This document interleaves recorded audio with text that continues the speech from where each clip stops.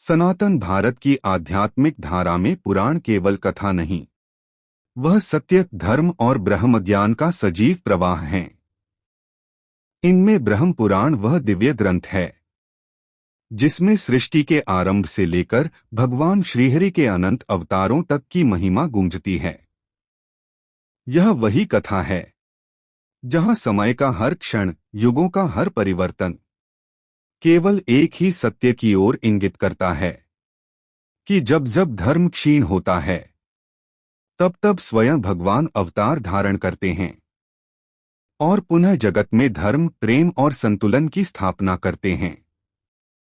ऋषिमुनियों की सभा में जब भगवान श्री कृष्ण और बलराम की अद्भुत लीलाओं का वर्णन हुआ, तो सभी मुनि स्तब्ध रह गए।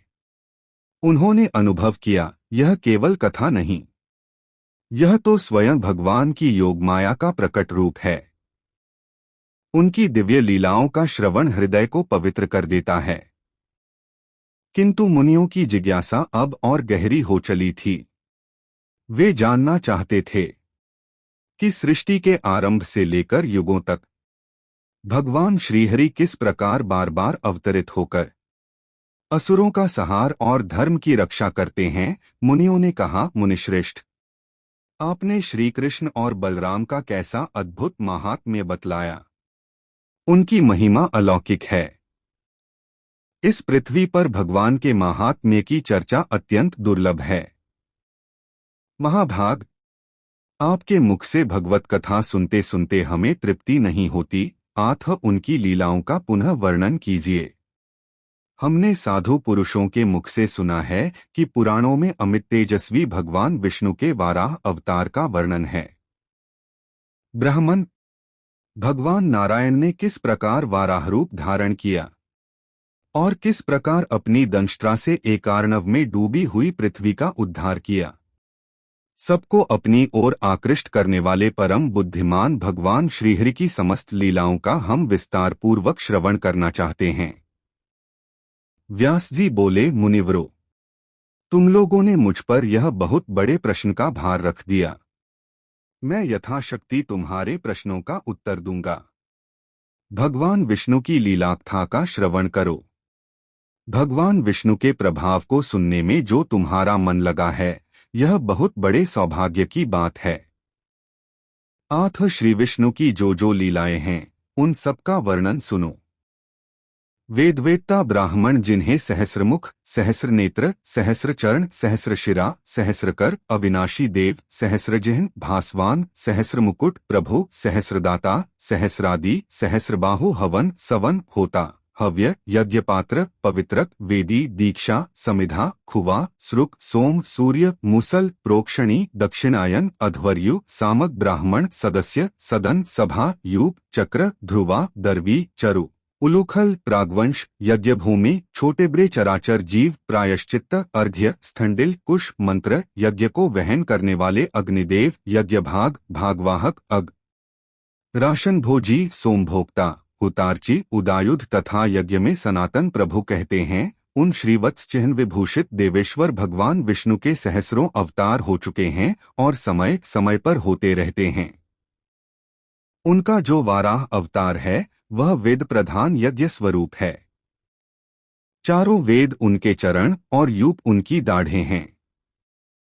यज्ञ दांत और चितिया मुख हैं। साक्षात अग्नि ही उनकी जिह्वा, कुश रोमावली और ब्रह्मा मस्तक है। उनका तप महान है, दिन और रात्रि उनके नेत्र हैं। वे दिव्य स्वरूप हैं।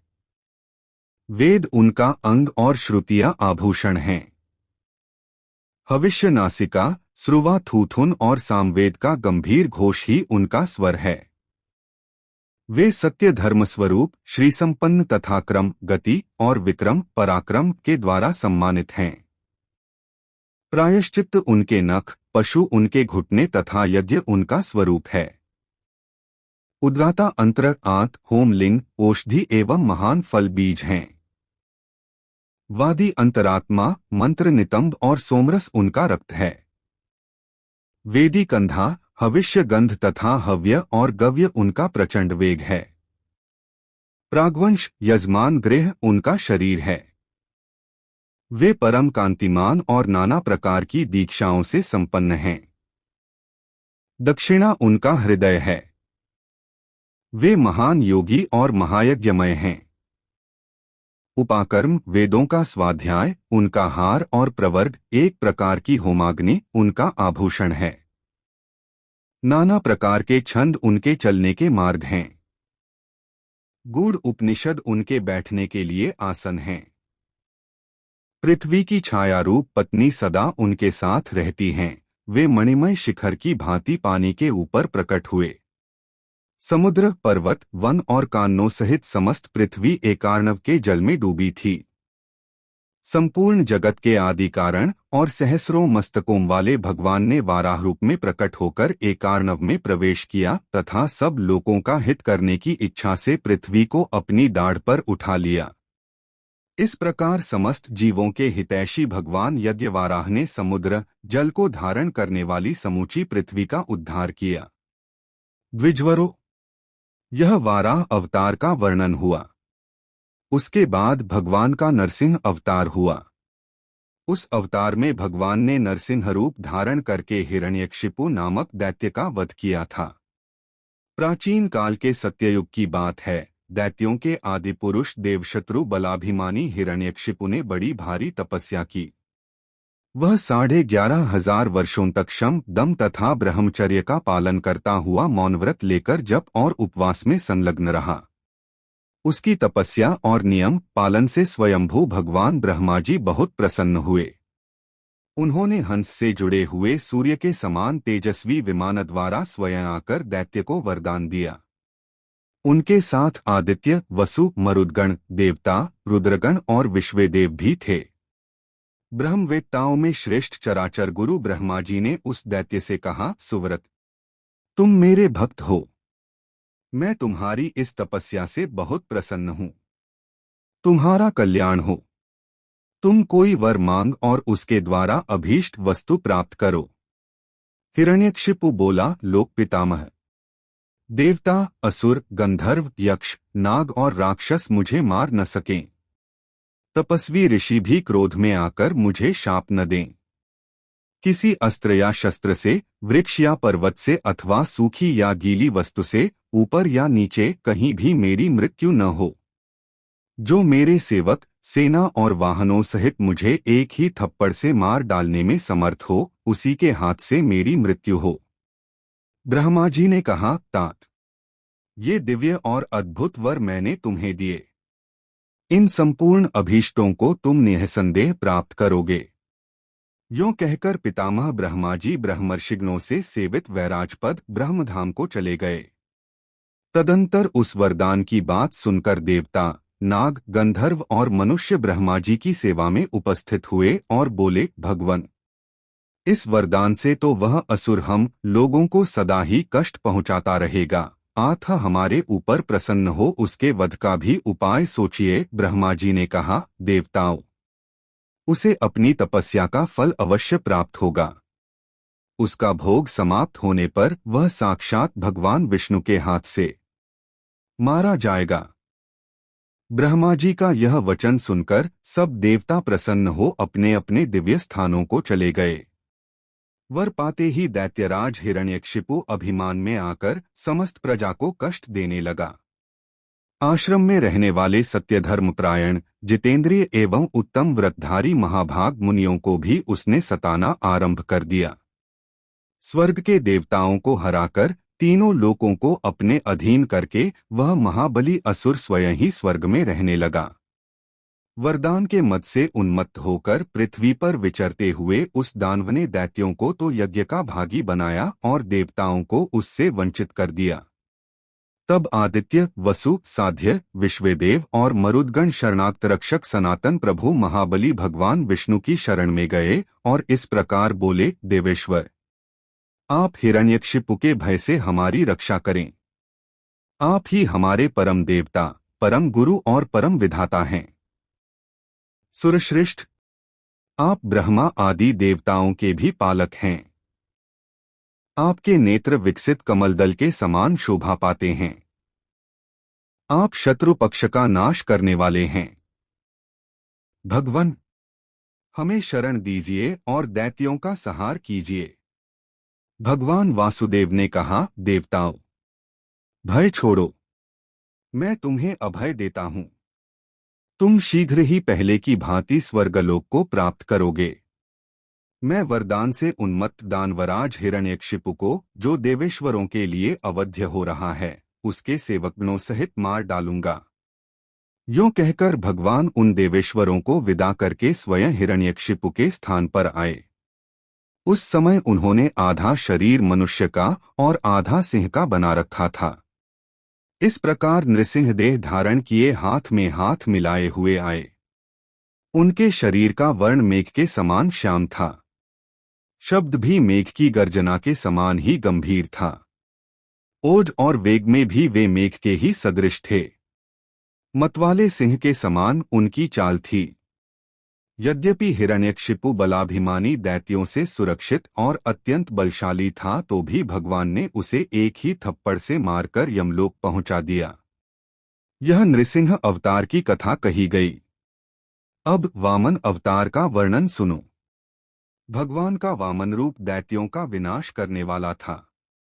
उस रूप को धारण कर श्रीहरि बलवान बलि के यज्ञ में गए और वहां उन्होंने अपने 3 ही पगों से त्रिलोकी को नापकर संपूर्ण दैत्यों को क्षुब्ध कर डाला। बलि के हाथ से समूची पृथ्वी लेकर भगवान ने इंद्र को दे दी। यही महात्मा श्री विष्णु का वामन अवतार है। वेदवेत्ता ब्राह्मण भगवान वामन के यश का सदा गान करते हैं। तदंतर भगवान विष्णु ने दत्तात्रेय नामक अवतार धारण किया। दत्तात्रेय जी में क्षमा की पराकाष्ठा थी। उस समय वेदों की प्रक्रिया और यज्ञ सभी नष्टप्राय हो गए थे। चारों वर्णों में संकरता आ गई थी। धर्म शिथिल हो चला था। अधर्म बड़े जोरों के साथ बढ़ रहा था। सत्य मिटता जाता था और सब और असत्य का बोलबाला था। प्रजा क्षीण हो रही थी और धर्म पाखंड मिश्रित हो गया था। ऐसे समय में भगवान दत्तात्रेय ने यज्ञों तथा क्रियाओं सहित वेदों का पुनरुद्धार किया और चारों वर्णों को पृथक पृथक करके उन्हें व्यवस्थित रूप दिया। दत्तात्रेय जी परम बुद्धिमान और वरदायक थे। उन्होंने हैहयराज कार्तवीर्य को यह वर दिया था कि राजन, तुम्हारी ये 2 भुजाएं मेरी कृपा से 1000 हो जाएंगी। वसुधाप्ते, तुम संपूर्ण वसुधा का पालन करोगे। जिस समय तुम युद्ध में खड़े होगे, तुम्हारे शत्रु तुम्हें आंख उठाकर देख भी नहीं सकेंगे। तुम उनके लिए अजय हो जाओगे। यह श्री विष्णु के दत्तात्रेय अवतार की चर्चा की गई। इसके बाद भगवान ने परशुरामावतार ग्रहण किया। राजा कार्तवीर्य अर्जुन अपनी सहस्र भुजाओं के कारण युद्ध में शत्रुओं के लिए दुर्जय था, तो भी परशुराम जी ने उसे सेना बीच में मार डाला। राजा अर्जुन रथ पर बैठा था, किंतु परशुराम जी ने उसे धरती पर गिरा दिया और छाती पर चढ़कर तीखे फरसे के द्वारा उसकी हजारों भुजाएं काट डालीं। उस समय कार्तवीर्य बड़े जोर जोर से चीखता चिल्लाता रहा। उन्होंने मेरुगिरि से विभूषित समस्त पृथ्वी पर करोड़ों क्षत्रियों की लाशें बिछा दीं। 21 बार भूतल को क्षत्रियों से शून्य कर दिया और अपने समस्त पापों का नाश करने के लिए उन्होंने अश्वमेध यज्ञ का अनुष्ठान किया। उस यज्ञ में भृगुनंदन परशुराम ने कश्यप जी को सारी पृथ्वी दक्षिणारूप में दे दी। साथ ही बहुत से हाथी, घोड़े, सुंदर रथ और गौएं भी दान की। आज भी वे विश्व का कल्याण करने के लिए घोर तपस्या करते हुए महेंद्र पर्वत पर निवास करते हैं। यह सनातन परमात्मा श्रीहरि के परशुरामावतार का परिचय दिया गया। 24वें त्रेतायुग में भगवान ने दशरथनंदन कमलनयन श्रीराम के रूप में अवतार लिया। भगवान विष्णु उस समय 4 रूपों में प्रकट हुए थे। उनका तेज सूर्य के समान था। वे लोक में श्रीराम के नाम से विख्यात हुए और विश्वामित्र के यज्ञ की रक्षा के लिए उनके पीछे पीछे गए। महायशस्वी श्रीराम सब लोगों को प्रसन्न रखने, राक्षसों को मारने और धर्म की वृद्धि करने के लिए अवतीर्ण हुए थे। कहते हैं, राजा श्रीराम सदा सब भूतों का हित करने के लिए तत्पर रहते थे। वे संपूर्ण धर्मों के ज्ञाता थे। उन्होंने लक्ष्मण को साथ ले 14 वर्षों तक वन में निवास किया था। उनके साथ उनकी पत्नी सीता भी गई थीं, जो मूर्तिमती लक्ष्मी थीं। जनस्थान में निवास करते हुए श्री राम ने देवताओं के अनेक कार्य सिद्ध किए। उन्होंने रावण के द्वारा अपहरित सीता का पता लगाकर उन्हें प्राप्त किया और रावण का वध किया। पुलस्त्यवंशी राक्षसराज रावण देवता, असुर, यक्ष, राक्षस और नागों के लिए भी अवध्य था। युद्ध में उसको जीतना बहुत ही कठिन था। उसका शरीर कज्जल राशि के समान काला था। उसे कोटि-कोटि राक्षस सदा घेरे रहते थे। वह तीनों लोकों को मार भगाने वाला, क्रूर, दुर्जय, दुर्धर, गर्वयुक्त, सिंह के समान पराक्रमी और वरदान से उन्मत्त था।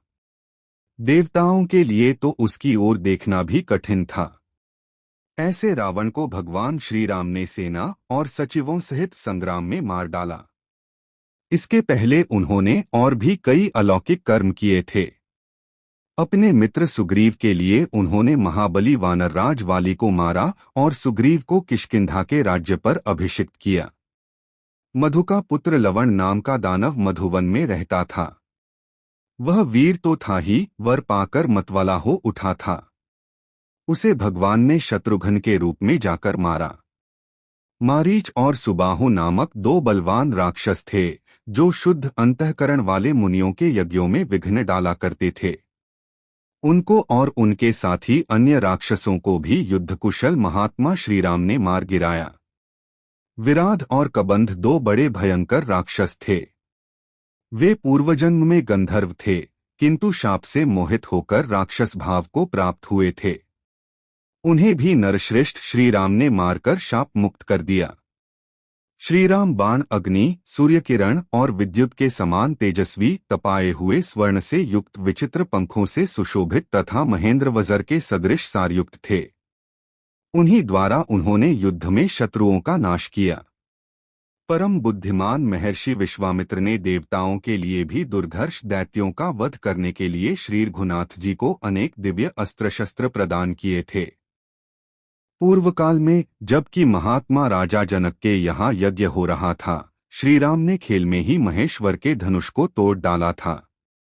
धर्मात्माओं में श्रेष्ठ श्री रघुनाथ जी ने ये सब अलौकिक कर्म करके 10 अश्वमेध यज्ञ भी किए थे, जो बिना किसी विघ्न बाधा के पूर्ण हुए थे। श्री रामचंद्र जी के राज्य करते समय कभी अमंगल की बात नहीं सुनी गई। हवा तेज नहीं चलती थी। कोई किसी का धन नहीं चुराता था। न कभी विधवाओं के विलाप सुने जाते और न अनर्थ की ही प्राप्ति होती थी। उस समय सब कुछ शुभ ही शुभ होता था। प्राणियों को जल, अग्नि अथवा आंधी से कभी भय नहीं होता था। बूढ़ों को बालकों की प्रेतक्रिया नहीं करनी पड़ती थी। क्षत्रिय ब्राह्मणों की परिचर्या करते थे। वैश्य क्षत्रियों के प्रति श्रद्धा रखते थे और शूद्र अहंकार छोड़कर ब्राह्मण आदि तीनों वर्णों की सेवा करते थे। श्रीराम के राज्य में स्त्रियां अपने पति के सिवा दूसरे किसी पुरुष में आसक्त नहीं होती थीं और पुरुष भी अपनी पत्नी को छोड़ किसी दूसरी स्त्री पर कुदृष्टि नहीं डालते थे। उस समय सारा जगत जितेंद्रिय था। पृथ्वी पर डाकुओं का कहीं नाम भी नहीं था। एकमात्र श्रीराम ही सबके स्वामी और संरक्षक थे। उनके शासनकाल में मनुष्य हजारों वर्ष जीवित रहते और वे सहस्रों पुत्रों के पिता होते थे। किसी भी प्राणी को रोग नहीं सताता था। रामराज्य में इस भूतल पर देवता, ऋषि और मनुष्य एक साथ एकत्रित होते थे। पुराणवेत्ता पुरुष इस विषय में एक गाथा कहा करते हैं। श्री रघुनाथ जी का वर्ण श्याम और अवस्था युवा है। उनके नेत्र कुछ कुछ लालिमा लिए हुए हैं। मुख से तेज बरसता रहता है। वे बहुत कम बोलते हैं। उनकी लंबी भुजाएं घुटनों तक पहुंचती हैं। उनका मुख बड़ा सुंदर है। कंधे सिंह के सदृश हैं। महाबाहु श्रीराम ने 10,000 वर्षों तक राज्य किया। उनके राज्य में सदा ऋग्वेद, सामवेद और यजुर्वेद का घोष सुनाई देता था। धनुष की टंकार भी सर्वदा कानों में आती रहती थी। दान करो और स्वयं भी भोगों का उपदेश कभी बंद नहीं होता था। दशरथनंदन श्री राम सत्ववान और गुणवान होने के साथ ही सदा अपने तेज से देदीप्यमान रहते थे। उनकी सूर्य और चंद्रमा से भी अधिक शोभा होती थी। यह श्रीराम अवतार का वर्णन हुआ। इसके बाद श्रीहरि का अवतार मथुरा में हुआ था। वह श्री कृष्ण के नाम से विख्यात हुआ। भगवान श्री कृष्ण समस्त संसार का हित करने के लिए अवतीर्ण हुए थे। कंस, द्विविद, अरिष्ट, वृषभ, केशी, दैत्यकन्या पूतना, कुवल्यापीड़ हाथी तथा चाणूर और मुष्टिक नाम के मल्लों का वध किया। अद्भुत कर्म करने वाले बाणासुर की 1000 भुजाएं काट डालीं। युद्ध में नरकासुर का संहार किया और महाबली काल्यवन को भी भस्म करा दिया। भगवान ने अपने तेज से दुष्ट दुराचारी राजाओं के समस्त रत्न हर लिए और उन्हें मौत के घाट उतार दिया। यह अवतार संपूर्ण लोकों का हित साधन करने के लिए हुआ था। इसके बाद विष्णुशा नाम से प्रसिद्ध कल्कि अवतार होने वाला है। भगवान कल्कि शंभल नामक गांव में अवतीर्ण होंगे। उनके अवतार का उद्देश्य भी सब लोगों का हित करना ही है। ये तथा और भी अनेक दिव्य अवतार हैं जो पुराणों में ब्रह्मवादी पुरुषों द्वारा वर्णित हैं। भगवान के अवतारों का वर्णन करने में देवता भी मोहित हो जाते हैं। पुराण वेदों की श्रुतियों द्वारा समर्थित हैं। इस प्रकार यह अवतार कथा संक्षेप से कही गई। जो संपूर्ण लोकों के गुरु और सदा कीर्तन करने योग्य हैं, उन भगवान विष्णु के अवतारों का वर्णन किया गया। इसके कीर्तन से पितरों को प्रसन्नता होती है। जो हाथ जोड़कर अमित पराक्रमी श्री विष्णु के अवतार की कथा सुनता है, उसके पितर भी अत्यंत तृप्त होते हैं। योगेश्वर भगवान श्रीहरि की योगमाया का वर्णन सुनकर मनुष्य सब पापों से मुक्त हो जाता है और भगवान की कृपा से शीघ्र ही उसे रिद्धि, समृद्धि तथा प्रचुर भोगों की प्राप्ति होती है। मुनिवरों, इस प्रकार मैंने अमित तेजस्वी श्रीहरि के सर्वपापहारी पवित्र अवतारों का वर्णन किया।